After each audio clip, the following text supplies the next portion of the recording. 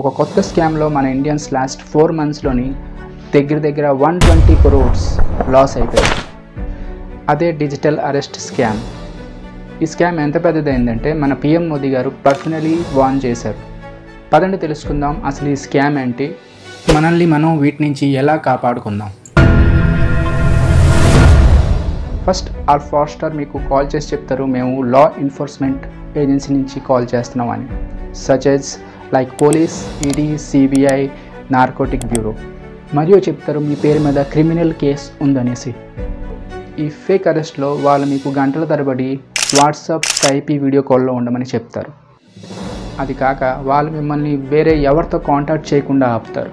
మళ్ళీ వాళ్ళు processing fees అనేసి కొంత అమౌంట్ ట్రాన్స్ఫర్ చేయమనేసి వేధిస్తారు.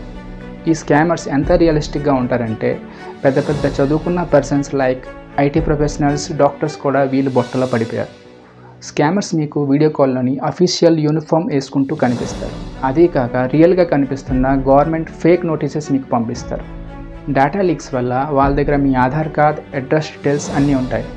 సో ఇలాంటి స్కామర్స్ నుంచి మీరు బయటపడాలంటే ఈ 3 విషయాలు మీరు గుర్తుంచుకోవాలి.